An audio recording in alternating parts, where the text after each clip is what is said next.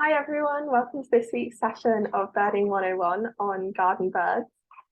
This session was originally presented during the first series of Birding 101 last year, but this year it's being uploaded as online material, which you can go and watch whenever you'd like. So my name is Lucy, I'm a youth representative, mostly based in Oxford, but this session was originally created and presented by Lizzie and Kate, who were BTO youth reps as well. So in terms of the session objectives, we're going to look at how to identify common garden bird species, to consider why you see these species where you do, and to also kind of think about the dynamics of your local green space as a challenge kind of going forward. So we're going to think about gardens in the UK landscape. We'll have a little look at some species ID of more confusing species, and a quiz to test your needs. We'll think about feeding birds, and we'll have this challenge as well. So what is the value of gardens? Well, what is a garden to begin with? A garden really is just any kind of surrounding land under the private or public control of its occupants. We're not going to be using such a strict definition. I mean, garden birds can be found anywhere in urban areas, really, and in kind of rural suburban areas as well. But gardens are actually a hugely important national resource, especially in the UK. The combined size of public and private green spaces in the UK is over triple that of all the RSPB reserves combined. So this is an enormous area of land. And gardens definitely have a spectrum of value for wildlife. This can depend on where they are, if they're close to other green spaces, how they're managed, a whole heap of factors.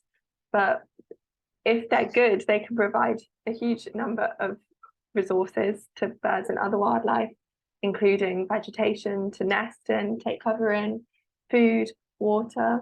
And birds, because they're highly mobile species, can take advantage of these things a lot more easily than other species, like hedgehogs, for example.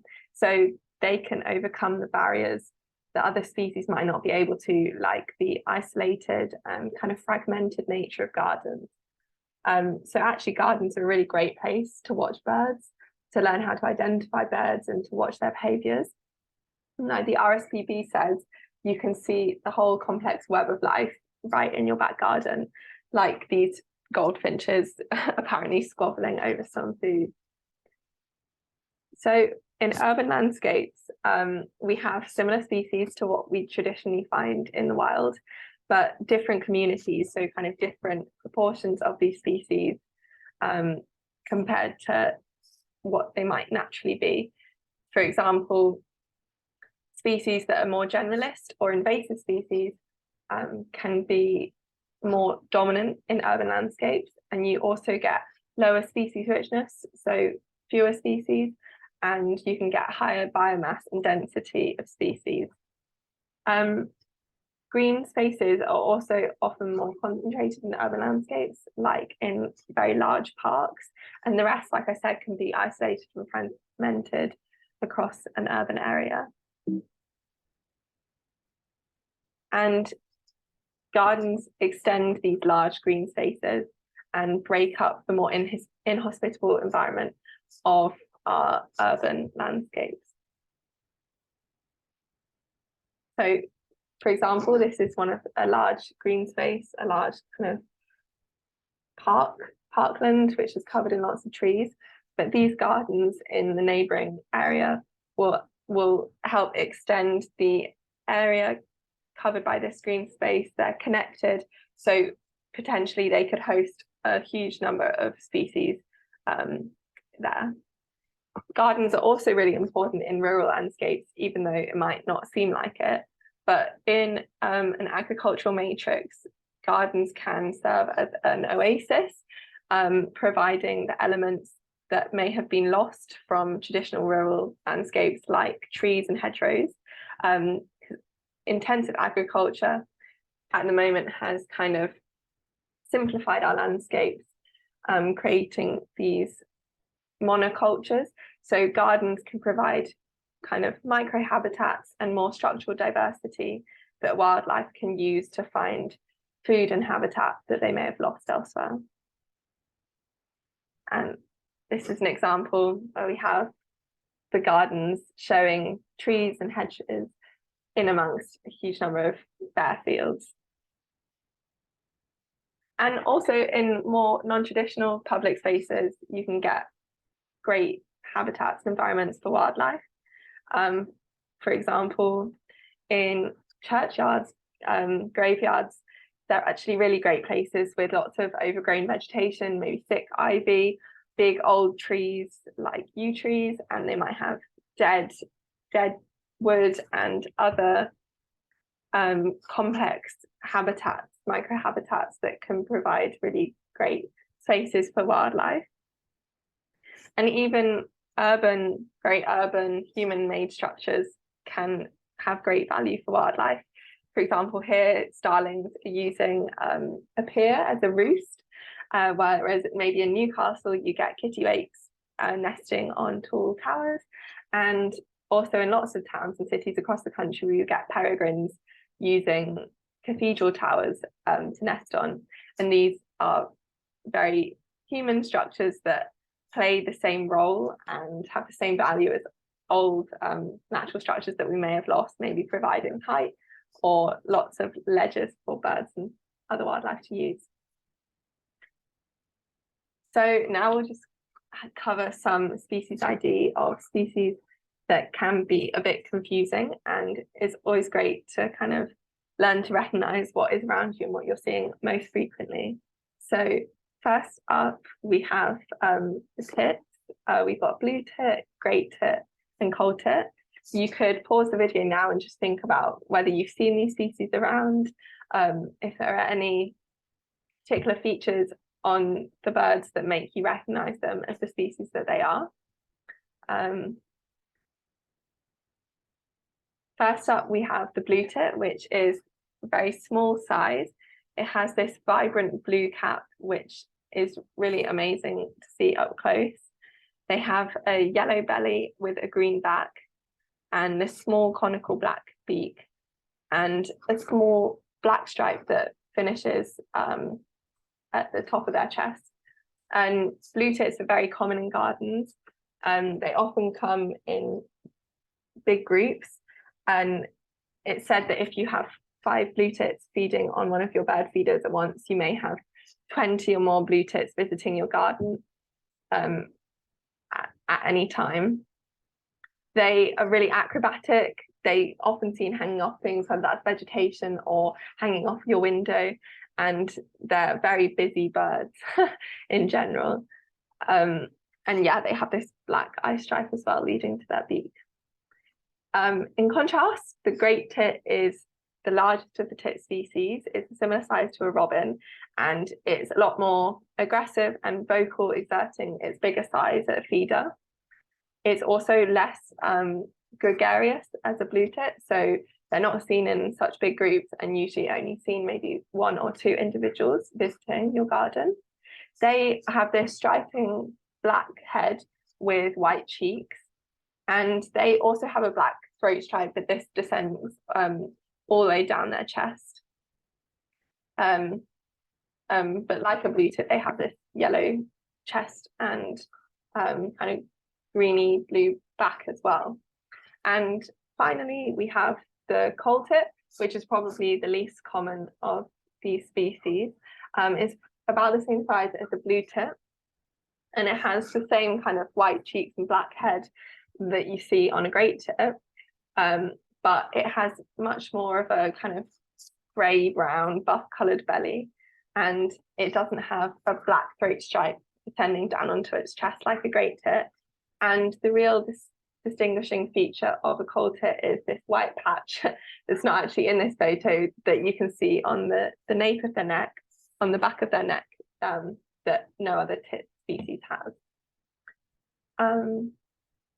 So I hope that helps you distinguish some of the most confusing tits that you might see in your garden, in your park. And actually, to confuse things even more, they're often seen in mixed flocks, especially during the winter, where they'll travel between feeding sites, maybe all together. So next up, we have blackbird. The male blackbird does what its name says. It's entirely black, and it has this striking yellow eye ring and beak. Whereas the female, in contrast, and also juvenile blackbirds, have a much more brown, streaky, mottled appearance, and a brown eye ring and beak in contrast. They're often seen on the ground.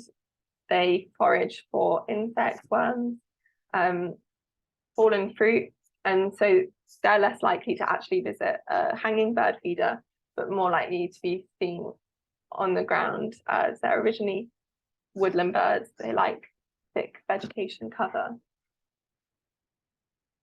And next we have the pigeons, the pigeons family.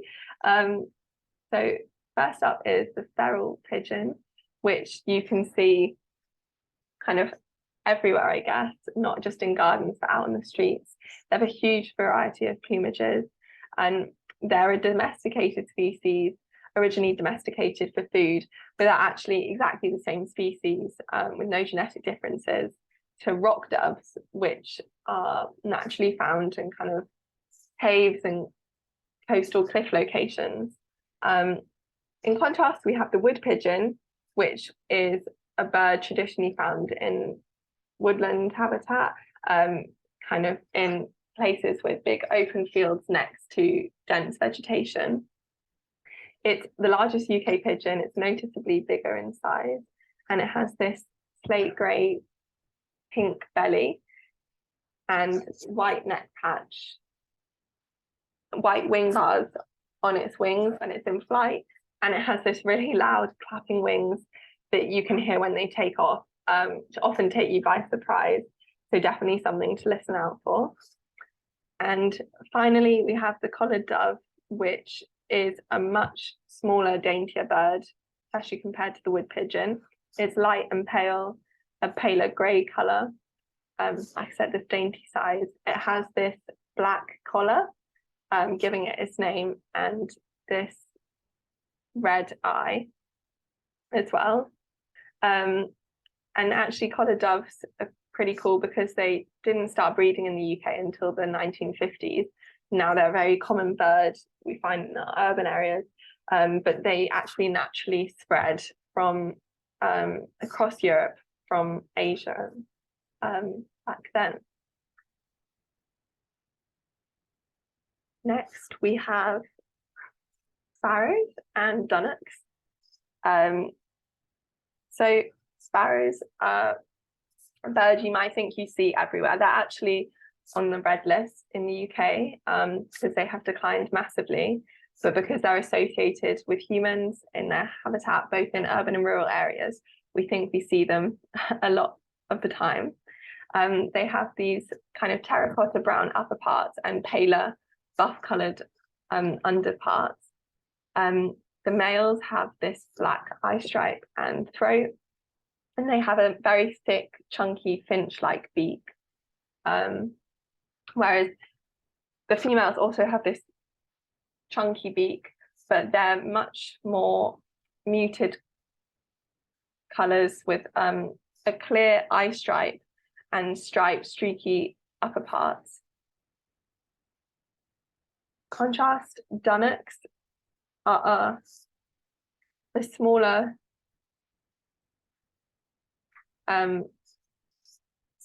they have blue-grey to brown body with this blue-grey chest and head and brown on their back. Very streaky, kind of similar to a female house sparrow. They're larger than house sparrows, but they have this smaller, long, thin beak, which is more like a warbler than the finch-like beak of a sparrow. And they have this striking red eye. So can you remember the other species that also had a red eye? That's the collared dove. But dunnocks are much more timid. They're likely to be seen on the ground and will take cover in disturbance. Much less easily seen, I suppose, than house sparrows. Next, we have the chaffinch. This is actually the second commonest bird in the UK after the wren. The males have this really beautiful reddish brown underpart and this blue-grey cap, which is very distinctive. Whereas the females are more of a browny green colour all over. Both males and females have white wing bars. They have this double white bar on their wing. And they both have white outer tail feathers and yellow edges to some of their flight feathers as well. Again, they have this chunky finch-like beak, and they're also often seen feeding on the ground, like the dunnock. Does anyone know what these like flight feathers are called? Anyone know the name? This is their primary and greater coverts on their wing.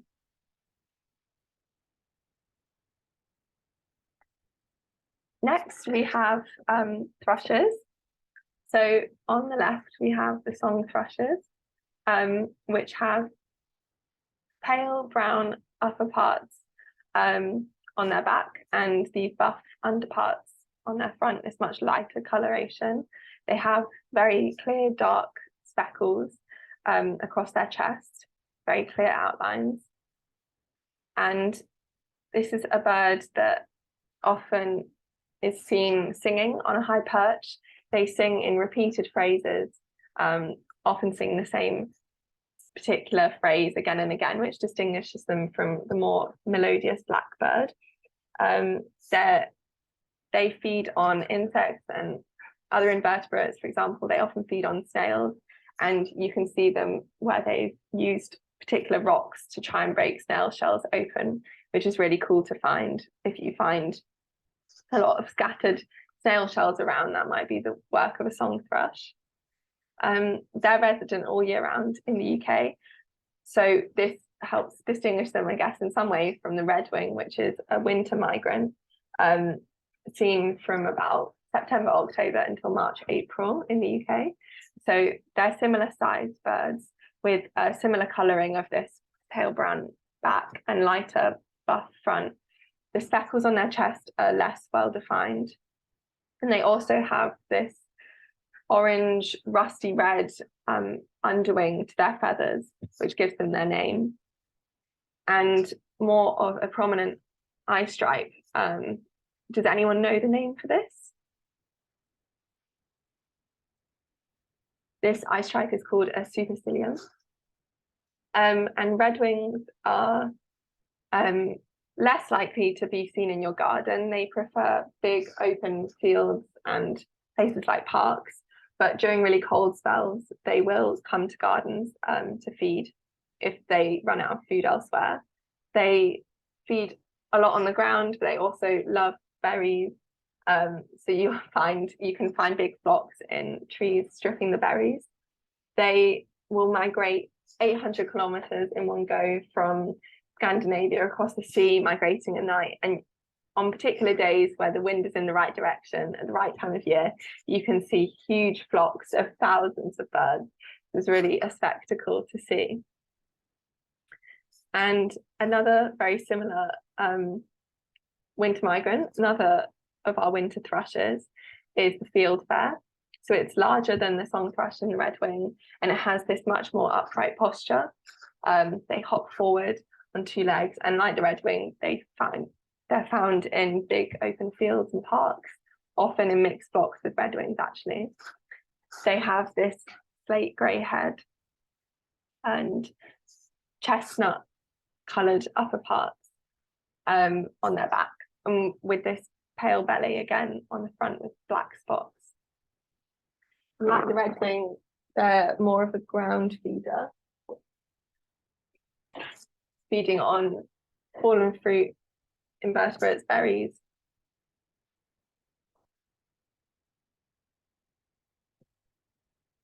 And they also will migrate in these big flocks during the autumn and spring. So now we'll do a bit of ID practice. See if you can remember what we've just gone over. So first up, we have 2 species, and you have to decide which one you think is a dunnock.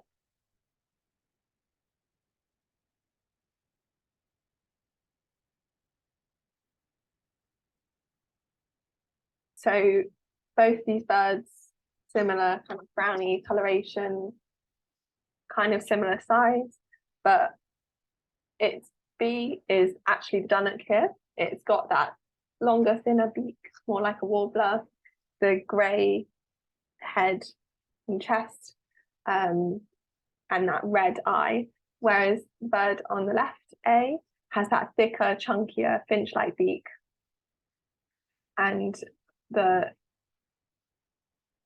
it doesn't have this grey head, and it's got kind of more uniformly brown with that terracotta colouring. So this is a house sparrow on the left. And now, which of these birds is a great tit? Feel free to pause the video, think about it.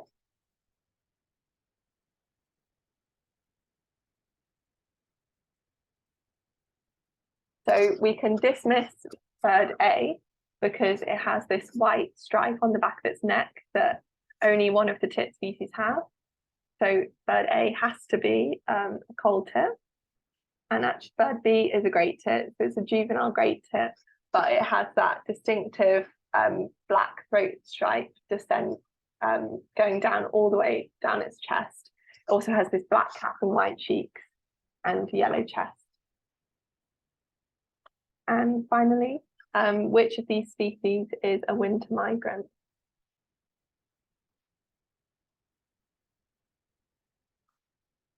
This is slightly trickier, I guess, because the photos aren't as close up. But we can see from photo B that this bird lacks the white eye stripe, the distinctive eye stripe above his eye, and it doesn't quite have rusty red underwing colour, and it has very well-defined speckles on its front. So this is actually a song thrush singing at the top of its perch, and bird A is a redwing. You can see that top bird has that red, rusty red colour under its wing, and you can just make out the eye stripe. And also a slight giveaway is that it's feeding on these berries. So bird A is our winter migrant, the redwing. So now we're going to move on and have a quick bit about feeding birds. So it's a nuanced issue with pros and cons. Some people feel strongly for and against bird feeding. In the UK, around 75% of households will feed birds at one point during the year. And British households also spend over £200 million annually on feeding birds. So it is definitely a big hobby in the UK. The most important thing really is to just do research, find out what's appropriate, and ensure you're practicing good hygiene and common sense when feeding birds. But bird feeding can be a hugely important resource for birds, especially during the winter, increasing overwinter survival and improving the condition of birds when food resources naturally are lower. We can see this when we have particular cold spells with more birds coming into our gardens, and also when certain crops might fail, we get birds visiting gardens more often. Whereas in the summer it's also equally important. Maybe birds will need more food if they're exerting a lot of energy to feed chicks, and they also may rely on gardens to provide water sources, especially during periods of drought like we experienced last summer. One big disadvantage of bird feeding is that it can spread disease in our bird populations. This is because bird feeders can cause big congregations of individuals at particular sites. Birds that wouldn't necessarily mix and congregate in the wild will all come together. And in this way, we can experience the spread of diseases such as trichomoniasis, not quite pronounced right, but this is a disease, a parasitic infection that has affected greenfinch and chaffinches in the country and caused a big decline in both species. And here we also have chaffinches suffering from papillomatosis and a fungal infection, and also another disease caused by mites. So in this way, hygiene is particularly important. So that's feeding, cleaning your bird feeders once a week, moving position of your bird feeders around the garden, and removing food waste from the floor regularly to avoid the build-up of food waste and bird poo, and also remembering to clean and change water regularly that you'd use for birds. And if you see a diseased bird coming to your garden, it's best to stop feeding altogether for a few weeks until you don't see any sign of disease in the birds visiting your garden. But bird feeding can also be really cool in terms of evolution, as lots of studies have shown. Dr. Kate Plummer of the BTO showed that the changing behaviour of blackcaps, with many more migrating to the UK in the winter to overwinter here, rather than traditionally they migrated south to the Mediterranean. She showed that this was actually a genetic change in the birds, and this change was caused both by climate change and bird feeding here in the UK, which has resulted in this advantage for birds who migrate to the UK, leading to selection for this gene. So that's really cool. It's the first study to show a kind of this big change in natural behaviour as a result of bird feeding. And it shows the effect we can have on the wild behaviour of birds, which is really cool. And we also have morphological evolution happening as a result of bird feeding. A study done in the UK and in the Netherlands showed that great tits in the UK were evolving longer beaks, which was thought to be because of the bird feeding, which is a lot higher in the UK than it is in mainland Europe. And these birds were evolving beaks that enabled them to feed more efficiently at bird feeders. So bird feeding definitely is a very impactful thing, not just for individual birds, but also for populations in terms of disease and populations in terms of evolution. So it's definitely something we have to think about and be mindful of. So this is the open-ended challenge that we'd like you to think about and try and see if you can do. So just want to encourage you to think more about the green spaces around you. Try and maybe map the green spaces that you see, maybe your garden, your park, patches of green that you just find near where you live. Think about what species you see there, how they're behaving, where you're seeing them most often, what kind of habitat they're living in. For example, are you seeing house sparrows in hedges or dunnocks in hedges? You can also start observing where they most like to be and whether you could provide this kind of habitat in any way in your garden to enhance it as a habitat for them. And it's also really cool to kind of just start thinking about when you're seeing stuff, observing the seasons changing. Are you seeing species coming earlier than normal? And could this be linked to any global trends? You can also do more illustrations, try and draw what you're seeing around you. This is from The Secrets of a Devon Wood journal. Start making a nature journal where you write down maybe the weather conditions, and you can be as creative as you like, observing the things you see around you. A few book recommendations that can also get you thinking about the behavior of the individual birds that you may think are boring, the ones that you see most often. But actually these bird books go into the life history of each species, taking you maybe in a year in the life of one bird and showing you how amazing each of them are. And some more books, not just scientific writing, but these books are just about nature in general, and maybe helping you think about the nature around you in a new way.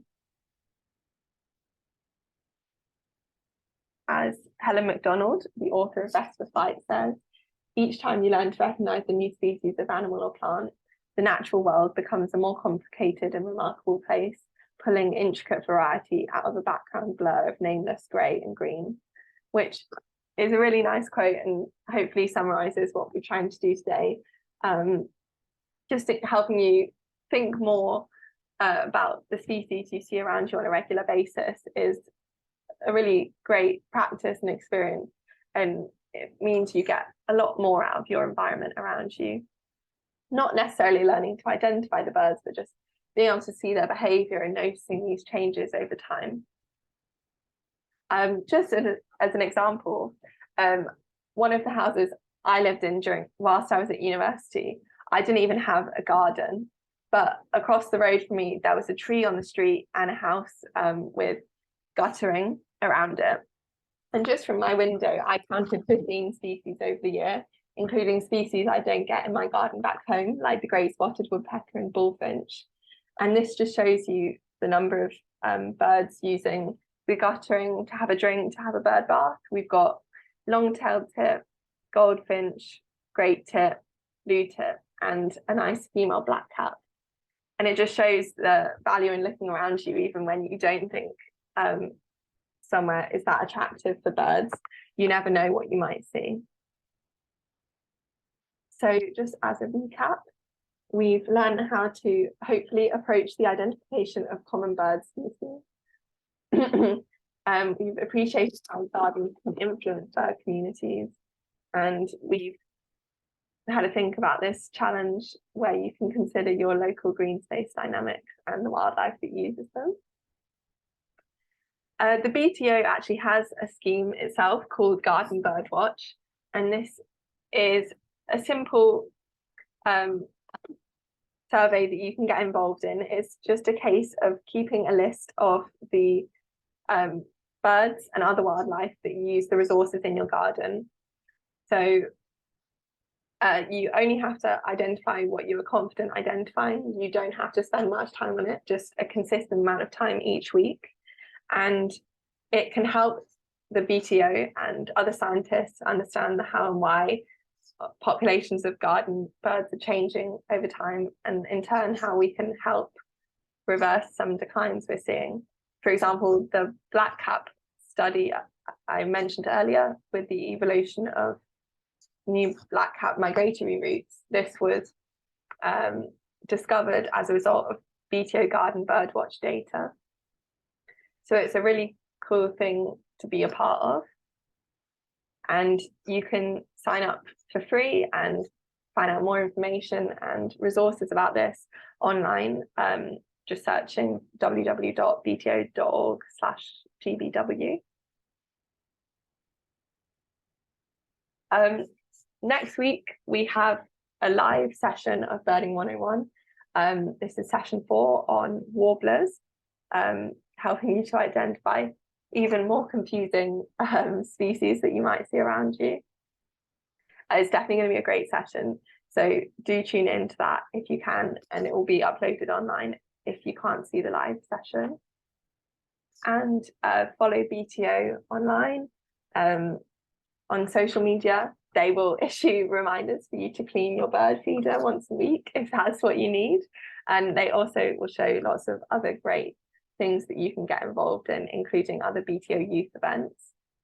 And you can find out more about the BTO youth just looking online at the website, and you can email youth@bto.org to find out other ways to get involved and hear about what's coming up. So thank you for listening. I hope you had a great time and found this session useful.